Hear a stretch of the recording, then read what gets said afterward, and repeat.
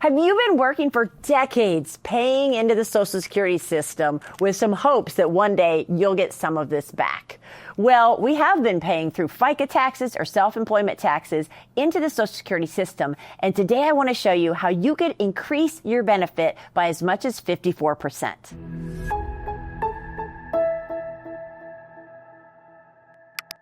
Hi, I'm Erica Smiley with Medicare School, and today we're going to look at about 5 different strategies that can help you increase your Social Security check. But first of all, let's do a quick review of the different ways you can take Social Security benefits.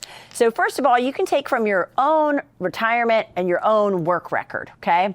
If you have at least 10 years or 40 quarters that you've worked and paid into the system, you'll be able to qualify for Social Security. Now, you can also take from a spouse's work record. So if you haven't worked your own 10 years or 40 quarters, you can take from a spouse, and you're eligible to get up to 50% of that spouse's benefit.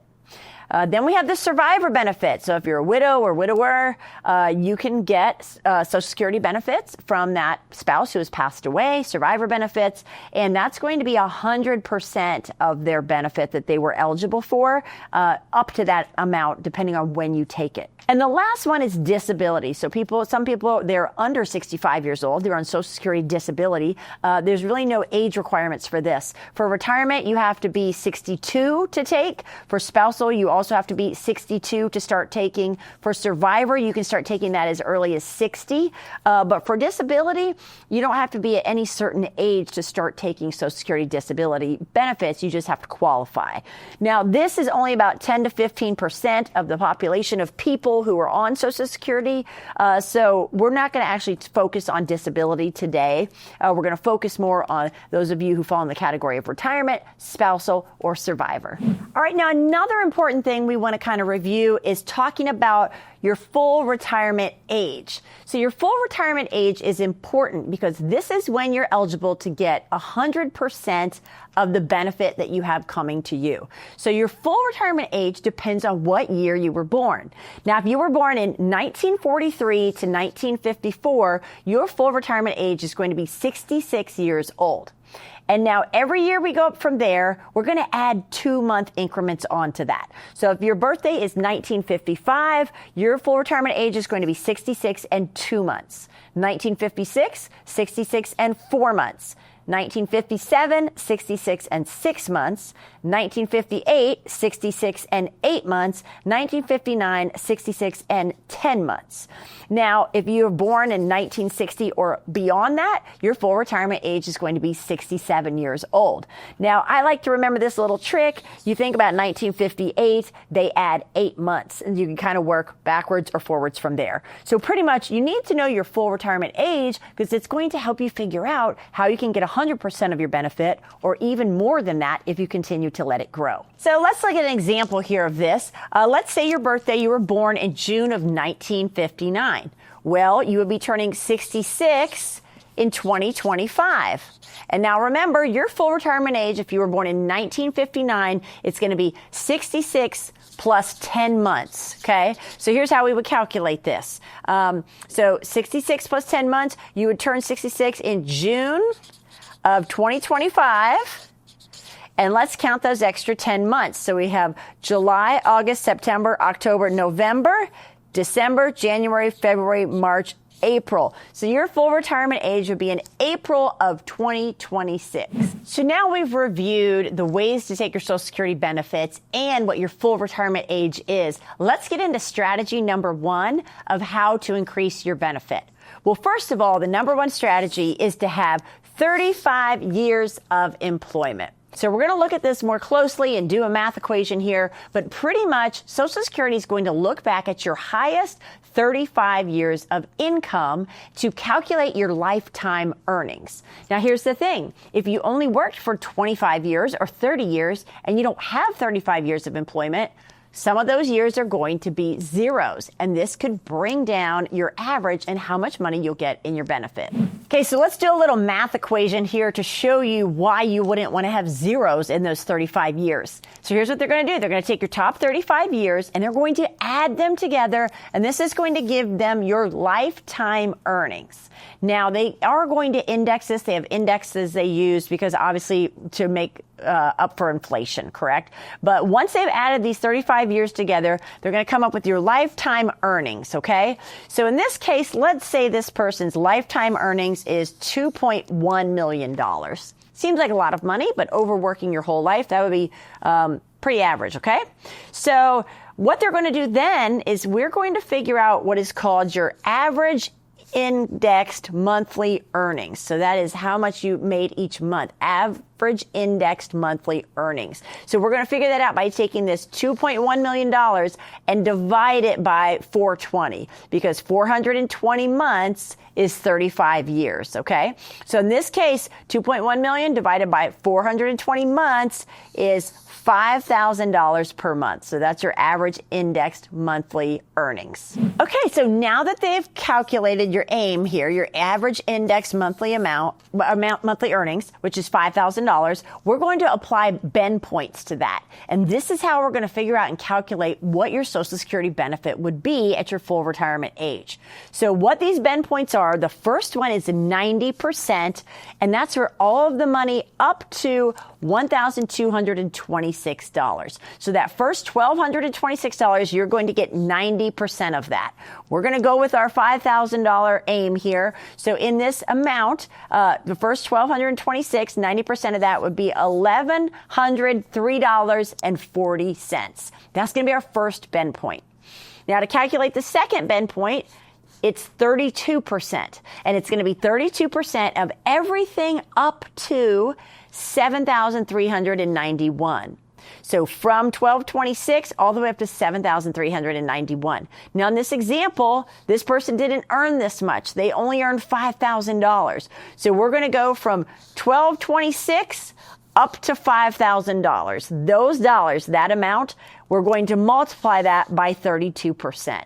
So that difference there is $3,774. We multiply that by 32%, and that's going to give us our second bend point amount, which is $1,207.68. So we have our first bend point amount that we calculated and our second bend point amount that we calculated. Now for the third bend point, that amount is 15%. You get 15% of this third bend point, and that's everything over that $7,391, which in this case would be zero because this person only earned $5,000. So they don't have anything above that $7,391. Okay.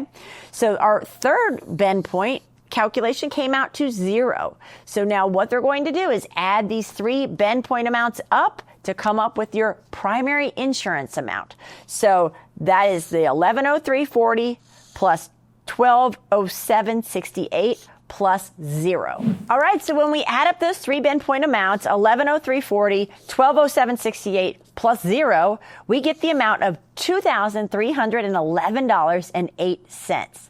Now, this would be this person's primary insurance amount, PIA, PIA, whatever you want to call that. But what this pretty much means is this is the amount that this person would get if they took at their full retirement age. Now, again, we talked about how you could increase your amount, your benefit, by not having zeros in those 35 years. So for this particular case, if you remember, over those 35 years, that person came up with $2.1 million. That was their lifetime earnings. If they had some zeros in there and those years would have been worked and replaced, that original amount might have been closer to 2.5 million or 2.6 million, right? And that would have changed all of these figures and therefore increasing the benefit they would have gotten at their full retirement age. So strategy number 2 is to replace some of those lower years with higher income. So if you keep working, you may have 35 years, but maybe some of those years you only made $10,000 or $15,000 because you were working very part-time or you were much younger. If you keep working before you file, you could replace some of those lower years with higher income. Therefore, that's going to give you a higher lifetime's earnings amount for the calculation. Congratulations. Hey, if you found this video helpful, do us a favor. Go give us a like. We always appreciate it. And subscribe so you don't miss out on any of those future videos. And leave us a comment. We'd love to hear what you have to say. We love to answer any questions you have. That's what it's here for. So drop us a comment below.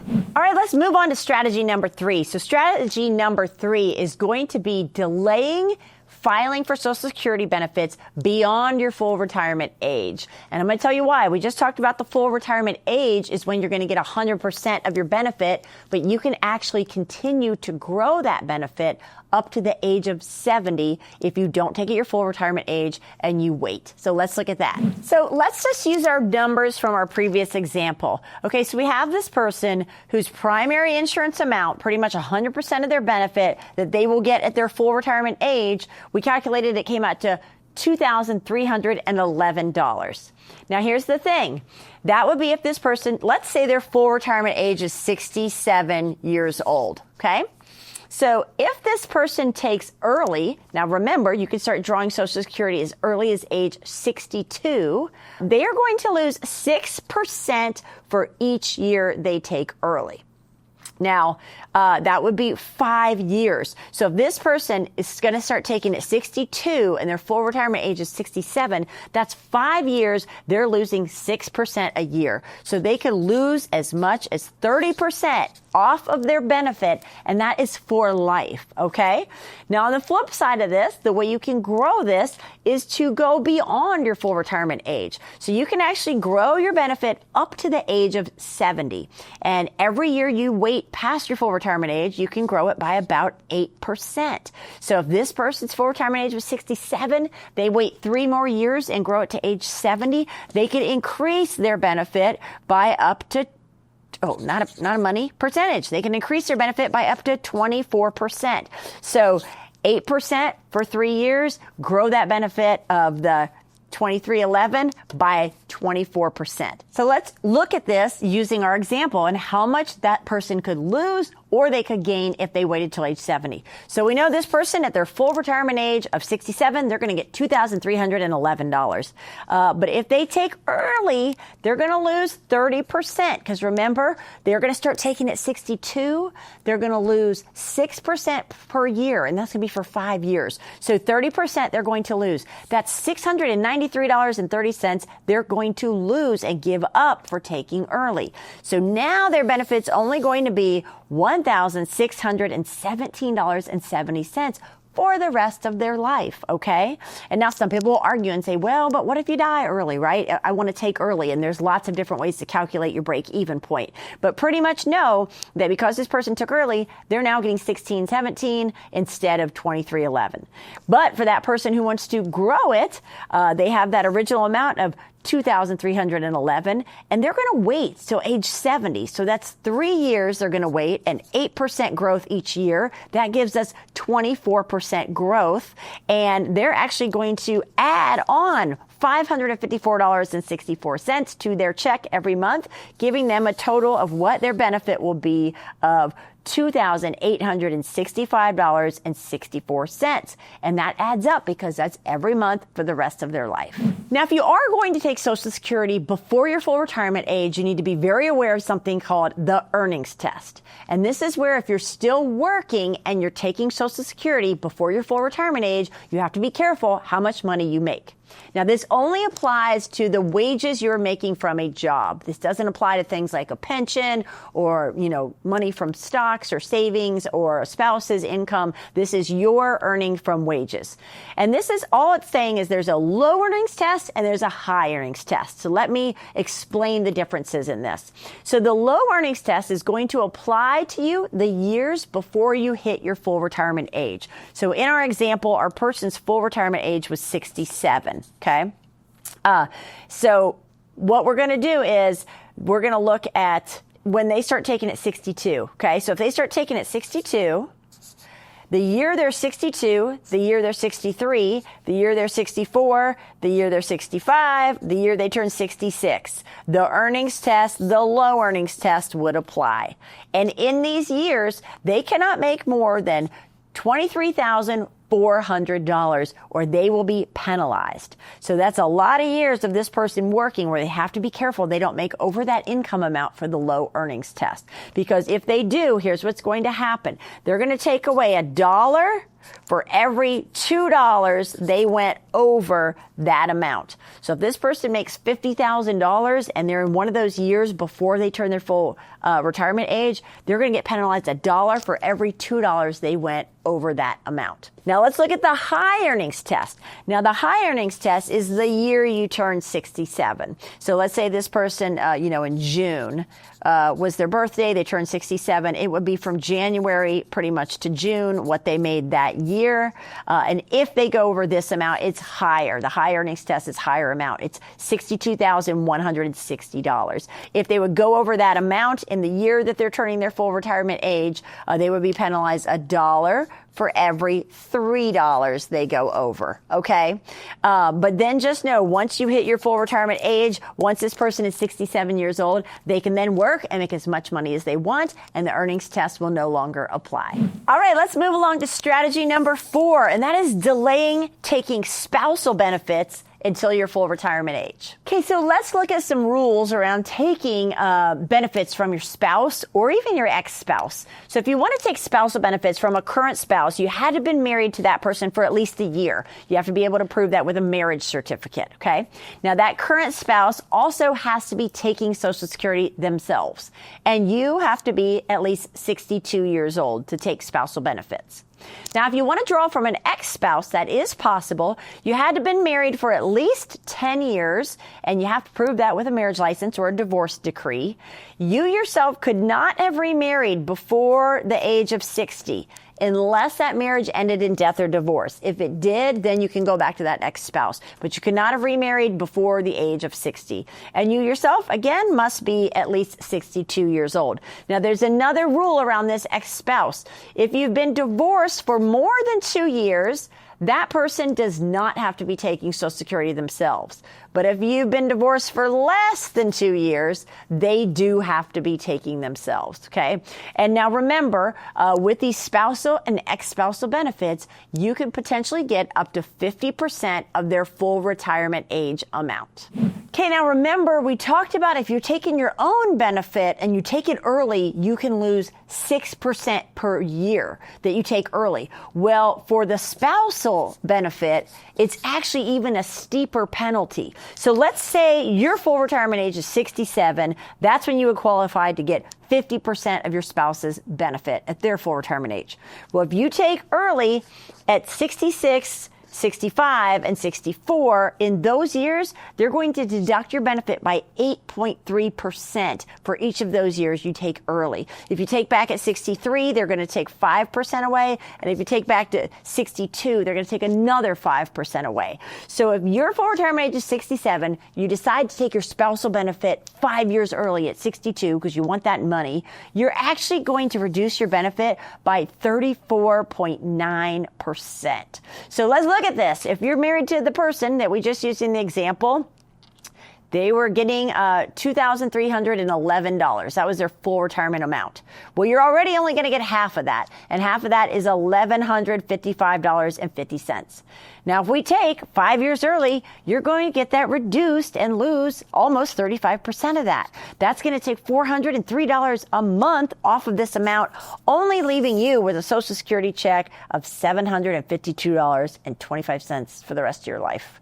So you can grow your amount by not taking at 62. Delay taking those spousal benefits until your full retirement age if you can. Now, there is something to keep in mind when we're talking about all these different ways to take Social Security benefits, and that is the deeming provision, the rule of the deeming provision. And this means you can only take one benefit. So you can't say, hey, I've got my own work record, I got my current husband I can take from, and I got an ex-spouse I can take from. I'm going to be raking it in, right? Well, no, you only are allowed to get one benefit. That's due to the rule, the deeming provision, and it's the highest amount. So whatever the highest amount is that's eligible to you, that's the benefit that you would take. Now, there is one exception to this, and we're going to talk about that a little bit more in strategy number 5 of how to grow your benefit check. All right, now strategy number 5 is to start taking survivor benefits ASAP. So let's talk a little bit about survivor benefits or, widower benefits and why you would want to take those as early as possible. This kind of goes against what we've been saying. But with these survivor benefits, you can start taking these as early as age 60. So it's even earlier than the other benefits that you can't start till 62. You start taking survivor at age 60. Now, if you do take it age 60 or 62, you are going to be dinged and lose that 6% per year. So if your full retirement age was 67 and you took early, you could lose up to 30% of the amount of your full benefit. But remember, with the survivor benefit, you're going to get 100% of what that deceased person would have gotten at their full retirement age. So it's not 50% like spousal. Survivor is 100%. Okay. Now let's look at the rules for survivor. So if it's a current spouse, you had to be married just at least 9 months or more, and you have to prove that with a marriage certificate. Okay. If you're divorced and you want to draw survivor from an ex-spouse, you had to have been married for at least 10 years. Okay. And again, you could not have remarried before the age of 60 unless that marriage ended in death or divorce. Okay. So let's look at the why, even though you are going to get penalized for taking survivor early, why would you want to file for them as soon as possible? Now, one thing to keep in mind is that if you do take survivor benefits early, before your full retirement age, then the earnings test does apply. So remember that low earnings test. If you're working, you're going to get penalized if you make over a certain amount of money. So if you are going to take survivor benefits before your full retirement age, just be aware if you're working of that earnings test. But here's what you need to know. We talked about that deeming provision where you can only get one benefit amount, and it's the highest amount. Well, survivor benefits are the only benefit where you can take that and continue to let your own benefit amount grow and later switch over from survivor to your own benefit. So here's how this works. Say you start taking survivor benefits at age 60, but you have your own work record and you've worked your life and you have your own 35 years. You can continue to let your own benefit grow. Now remember, you can grow this up to the age of 70. So you can be collecting survivor benefits starting at the age of 60 and get that all those years for 10 years, collect survivor while your own benefit continues to grow. Then at age 70, if that amount is higher, you could switch and stop taking survivor benefits and then start taking and drawing from your own. There's always talk about, will Social Security still be around when I qualify for it? Or are they going to take away Social Security? We can't control the future of the Social Security program, but I hope this has been helpful and showed you that there are some things you have in your control and the power to make sure that you maximize your benefit and get as much money in that Social Security check as possible. If you want more information on spousal benefits, watch this video here.